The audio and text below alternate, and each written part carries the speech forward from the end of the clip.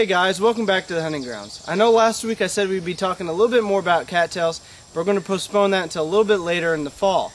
As you can see, I'm surrounded by corn. If you guys remember earlier this spring, we planted corn in here and we came in with micro leverage, the same guys that produce Antler dirt, and we came in, we used their organic fertilizer and topped it off here, and you can see the corn has done great. It's grown as tall as I am or even taller, and after about 140 something years of corn later, it's now ready to be cut down.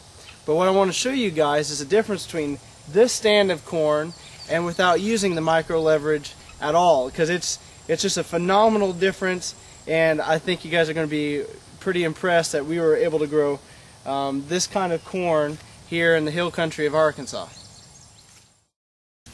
So here's our other stand of corn. This is the kind of corn that we would have been able to grow without micro leverage. And it's pretty sad, I know. I'm not standing, I'm squatting, but even squatting, I'm taller than most of the corn on this side. The stalks that came up on this side are kind of few and far between, whereas where we use micro leverage, almost every stalk came up. And the sad thing about it was, the stalks that came up on this side, most of them didn't produce an ear of corn. Those that did produced a small ear of corn that was not fully developed, and it was about 1/8 of the size maybe that it even should have been. So it just goes to show you how much difference it can make using micro leverage or even antler dirt at the beginning process of planting a garden or planting a food plot. It can make a big difference, and as you can see here, the results are drastic.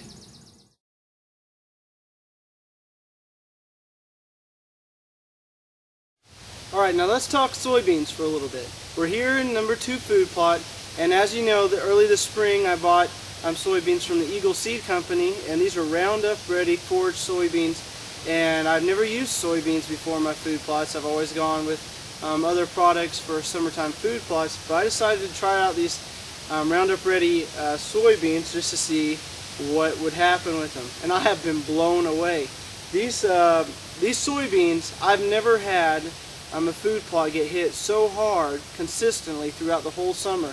And these things are just so resilient to anything. I mean, I've had deer come in here and just completely, it seems like almost wipe these things out, and they just keep producing and they keep growing, and I just cannot believe it. And this is a product that I would recommend for anybody, and you can see it's growing up through the top, and even the deer have come by and they've nipped them off, but they still keep growing. They still keep persevering through whatever you kind of throw at them.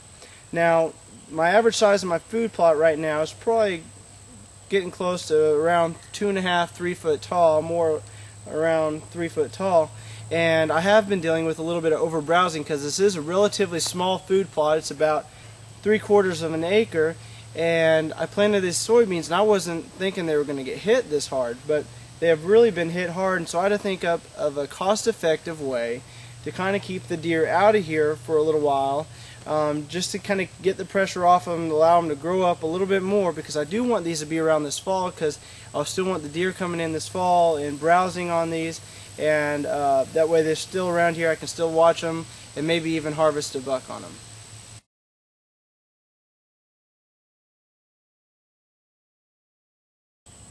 So you might be wondering, hey, how are you keeping the deer out of your food plot, taking the pressure off the soybeans and allowing them to grow a little bit more?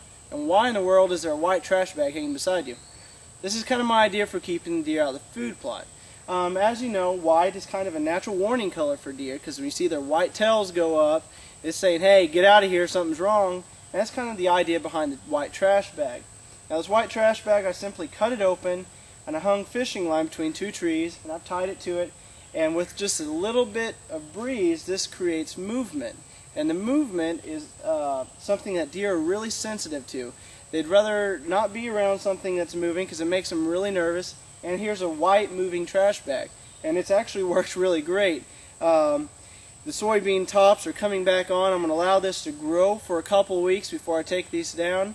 I do have a mineral block on the edge of the food plot, and it really doesn't seem to bother deer too much. They'll come into the edge of the food plot and they'll hit the mineral block, but they just won't venture out here much because these make them a little bit nervous, and it's kind of making me nervous because I've had to fight it back a few times. But this is a great cost-effective way, and you might look a little bit like a redneck hanging up white trash bags in your food plot, but I can promise you it'll work. And you're saying, what if I don't have trees and hang fishing line?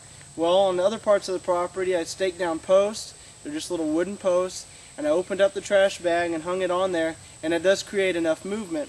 But I was having a little bit of problem with the deer still coming in because it wasn't high enough. My soybeans were kind of covering them up a little bit, and so that's where my idea for the fishing line and putting them elevated a little bit more where the deer can see them. But it's working great, and that's just a neat little redneck tip for you.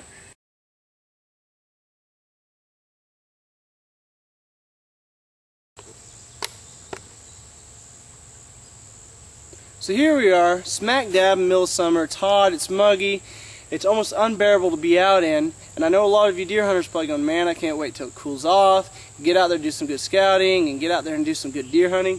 But my question to you is, why aren't you out there right now?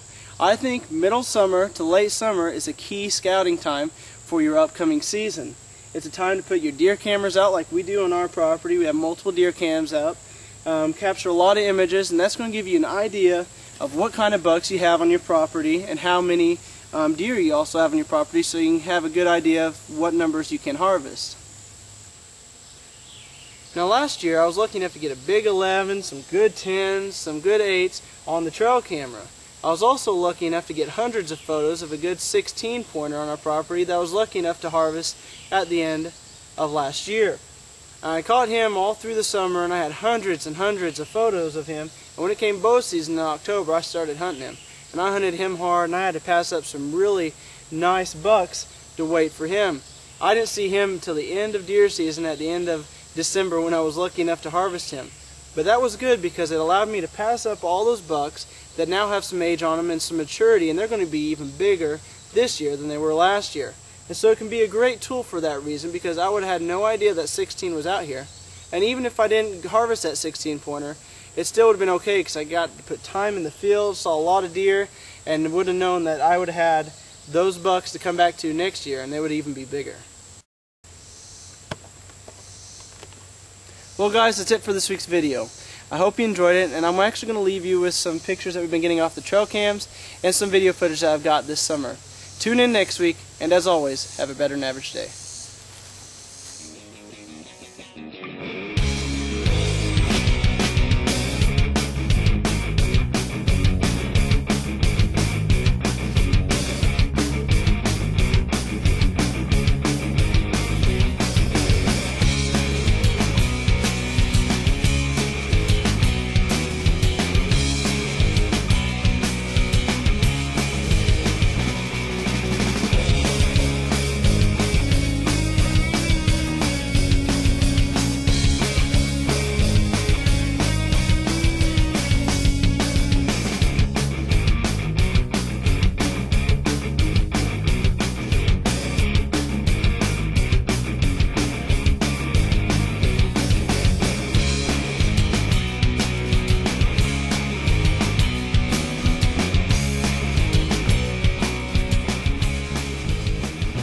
Out of the food plot and taking that pressure off the soybeans. I'm telling you, with just a little bit of wind that goes a long way.